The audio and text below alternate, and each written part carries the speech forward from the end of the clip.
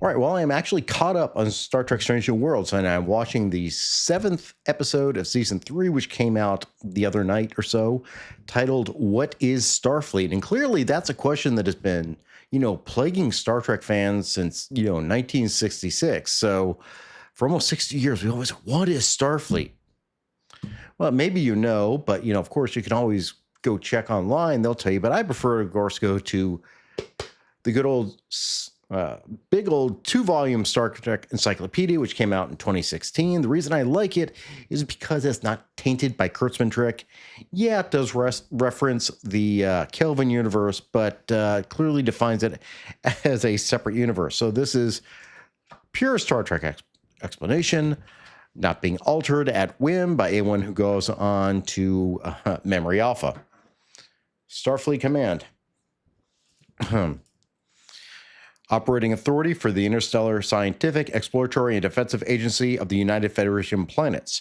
The primary control hub was located in San Francisco on Earth, but other command facilities were located in various star bases throughout the Federation space.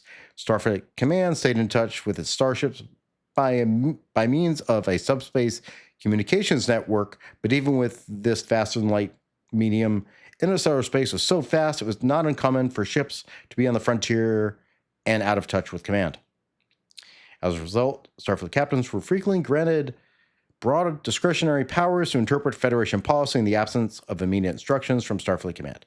So actually, this term, Starfleet Command, first appeared in the episode Court Martial when Jim Kirk was charged with the death of Commander Finney. Originally, I think it was the episode Tomorrow's Yesterday. They didn't have everything nailed down, so it was called USPA. Our authority is the United Earth Space Probe Agency. United Earth? That's what he told, I think it was Captain John Christopher, who was a pilot of a fighter jet that the Enterprise accidentally destroyed when they were thrown back in time to the 1960s. So, they're still working on the idea, the concepts at the time. They weren't finalized and they didn't really have the canon down. Of course, when Enterprise came out in 2001, Starfleet was a normal thing. But yeah, so this, I guess, will answer what is Starfleet. It is a documentary episode, from what I understand, featuring, not Uhura, Ortegas' brother, who apparently is on the ship filming stuff for a documentary. So let's see what we got. Starfleet presents themselves as our quadrant's shining example of peacekeeping. What separates a federation from an empire? Oh, dear. Both colonize. Both impose their laws and doctrines on others. Trust me when I say you do not want the Federation as an enemy. Oh, no. What are you guys doing? They call their vessels starships. What distinguishes them from warships? Oh my God, this is so overly wrought. Holy shit. Tell me about Starfleet. What can I say? What does Starfleet mean to me? No comment. Full stop. Oh, full stop. I've said it before. I hate, hold on, getting a pen. I hate when they do that bullshit 21st century lingo in a 23rd century world. You're telling me full stop? I even hate it now. I ran away to the desert. 2 days later, my father found me in a cave, cutting into my skin with a Vantu blade. I was trying to cut away my human half. I don't know that Spock would be telling some documentarian this stuff. Ooh. These quarters are so ridiculously big.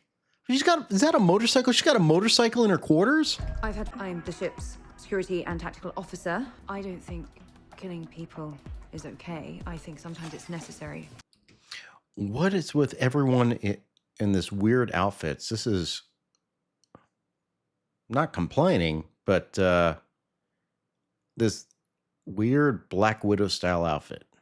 Our missions and the goals of Starfleet are always in alignment. Sometimes we don't know what we're supposed to do until we arrive. Why do I feel this is modern commentary? Transport cargo to Lutani 7. The Lutani is to radar cargo runs. Pretty sure they're helping the Klingons. Are we helping the Lutani now? Yes. Thank you. Oh, they're subtly hinting that Spock and Lon are still in a relationship. What's a Jakaru? Technically, it is livestock. The Lutani intend to use it in their rebuilding efforts. Stand by to lock onto it with... Flint. What is he just like sticking his camera in front of everyone's control panel to get these shots? What the hell is that? It's like Mothra? What's going on here? Confirmed, it's a Lutani scout ship on an intercept course. What the? Massive surge of radiation. But the Lutani scout ship is completely disabled. Oh, that thing ain't happy that it got shot at. Thermal regenerator can't compensate for the organ damage. All right, so this Lutani scientist was trying to stop the thing that the Lutani raised to help them. Wait, did that... Hold on. Flatlined? It says flatlined. That's stupid. Have you ever been ordered by Starfleet to kill anyone? What the fuck kind of question is that? Mission assignments, redacted. Protocol 12, redacted. Does anyone get a feeling of gotcha journalism here? It is now a weapon, but also a creature. Our orders are to take it to Lutani 7. Have you ever refused an order? I think I can confidently say that that's classified. How far am I in on this now? 15 minutes and it's a 40-minute. Wow, only 40 minutes? Wow, that's short for this stuff. Did they cut a lot of stuff? I don't know.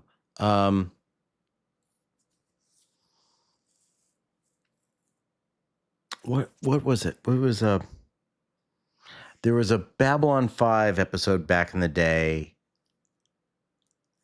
when the station had broken away from Earth and Earth sent a journalist in, and it basically ended up doing a hit piece on the B5. Everything Sheridan did when he broke away from Earth. That's the feeling I'm getting right now on this episode. Like Ortegas's brother is doing a hit piece on Starfleet, and I don't know why. I don't know why. Mr. Spock and I are working on a way to communicate with the Jakaru. All power to shields! Oh, I hope Beto didn't get hurt in this, and his camera equipment didn't get hurt in this attack. Mothra's angry. Mothra's very angry. Delivering a weapon or taking it, or maybe both. You're all just following orders. I just want to know why, because it feels like the actions of a colonizer who takes. Really? Spock has made connection. Huh. I don't know that I would have gone with this design necessarily. Huh. That's just me. With the Jakaru. Spock's vitals are spiking. He just broke a wrist. Oh, shit. Have you ever seen somebody die? I don't recommend it. And if it ever does happen to you, I don't think you would enjoy being questioned about it. I'll tell you what, I kind of like the way Pike played that scene. That actually felt real. That actually felt real. Neuralink, me. Yoda, I won't risk another crew member. You don't have to. I'm volunteering. This tech is kind of weird to me. The sun. If we attack her, she'll follow us there. She wants to die. You blame Starfleet for taking your sister away. What? And then... Wait a minute. Are we saying that this is all because he misses his big sister? But Starfleet isn't keeping you from mending things. Oh, here we go with our CW bullshit. We have other warships in the area. You threaten one of us, you threaten all of us. Trust me when I say you do not want the Federation as an enemy. Well, I guess now that commentary makes more sense. And I guess Mothra's going to the big old flaming space ball in the sky. What is Starfleet? The people. All of us. We make Starfleet what it is, not the other way around. This was a revelation, I guess. This, I guess, is continuing the tradition of Strange New Worlds being experimental, presenting their shows in a different light because it's unique and interesting, I guess. I'm just old and want Star Trek to be Star Trek. I want seeking out strange new worlds and new civilizations, and I just want to see the characters interact. I don't need a shaky cam documentary doing it for me. It was actually quite jarring at times. There was nothing natural about it. When I say natural, I mean from a dramatic storytelling standpoint of being natural, how you expect it to be. I didn't enjoy this. I found it annoying with all, like this going on with all the, not the L cars, but all the iconography on the screen. Like, this is not what I'm watching Star Trek for. I want to watch Star Trek for story. They're trying to tell a story, which could have been an interesting story. One which we've seen before. So the Jakaru is basically a weapon built by Lutani. And in case you missed it, this is a clear allegory to what's going on in the Middle East, in my opinion. 9 million dead versus the Kassar with 119,000 dead.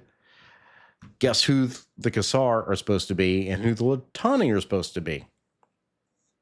The interesting thing is Starfleet is supporting Lutani, who is allied with Klingons, apparently, and they're transporting this thing, which ends up being a weapon. I don't understand the moral conundrum on this. When they found out what's going on, I don't know why there was so much dispute on this. It was very confusing, at least for me. But, they're trying to tell a story of moral ambiguity.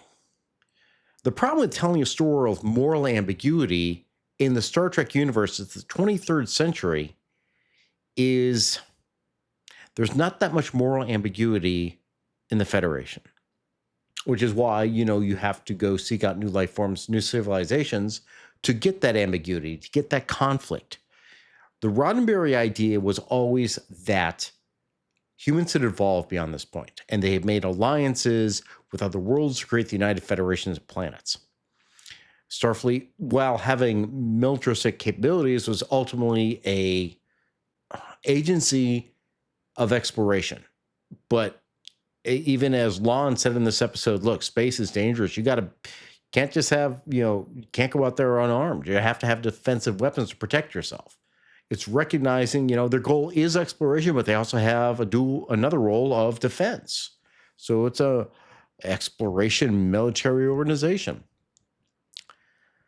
But the whole idea that Beto's out there trying to do, basically, he starts doing a hit piece. So Beto Ortegas is doing this hit piece. He's doing all these questions. What's it like to kill somebody? Why are you following orders blindly? Ultimately, it appears basically he's just pissed off at Starfleet that his sister likes Starfleet and spends time with Starfleet and not him. Beto, to me, is clearly a self-important Gen Zer who thinks he knows everything. All the questions he's asking, moral questions. If you've ever watched any of the Charlie Kirk videos out there when he goes to college campuses, he's out there asking questions, and then people are asking him questions, and the leftists who come up there, they're so right. They're so right. They're always so right. And Beto has that self-importance and just everything he thinks is right. He's questioning them, but he's not wanting to question himself. It's he called them colonizers. Okay. That's ridiculous. This is again where when at one point that someone used full stop, that's 21st century speak. They're colonizers. That's 21st century leftist bullshit, woke crap. This would not be the language of the 23rd century human. Why? Because humans have evolved beyond that. There are no identity politics other than being human and part of the universe. Notice, well, you're black, you're brown, you're Asian, you're Inuit, you're I don't know, whatever gender you want to choose. They aren't doing that now in the 23rd century. But these writers don't know how to write for the 23rd century. They don't know how to write for the 24th or 25th century, or even the 32nd century in Discovery. What they're writing is what they know now, because they can't think beyond that. These writers of this show are stuck in their own mentality, and that's what brings this episode down for me. They're interesting concepts. Again, derivative. The creature is a weapon the creature wants to die. Hello, Tin Man. Go back and watch Tin Man on Next Generation. Harry Groner I think he's Betazoid, and he's like an ambassador or some sort of communicator, and he's communicating with Tin Man. Tin Man hurts and wants to die. Go watch Tin Man. It's a better episode than this. This is just, again, derivative and being stuck in with Gen Z mentality. It's just like, the oppressed people. Yeah, in the end, Beto recognizes maybe he's wrong. But still, the fact that he even has that idea, it doesn't fit with what Star Trek should be. The other thing is, one other thing is annoyed me is like Spock, who is actually trained in psionic ability, gets taken out, but Uhura apparently becomes a telepathic genius out of nowhere. I don't get that. I understand why they're trying to use Uhura as a character for the relation to Beto, to like communicate with Beto, because it's implied they have some sort of flirting relationship going on. So she breaks through to him and makes him realize, oh, maybe I was seeing Starfleet wrong. But still, the idea that Uhura is able to telepathically communicate, yeah, I don't get that. That doesn't work. So yeah, this is, again, I think it's just an episode that's missing it. It's trying to be something. But I think the whole use of the cinema verite aspect, the documentary style, that is distracting for me. I don't enjoy it, and I don't want it in Star Trek. As I said, at one point, Babylon 5 did that for one episode, but it had a specific purpose. This is basically Beto upset that his sister, has another family, guess isn't seeing him as much. So I'm going to do a hit piece on Starfleet. That's my takeaway. So I actually read a little less of some of the episodes I've seen this year. If I'm going on my Strange New World scale with Bars of Latinum, maybe a 4 at best. Anyway, questions, comments, witticisms down below. Click all the good buttons. See you guys next time.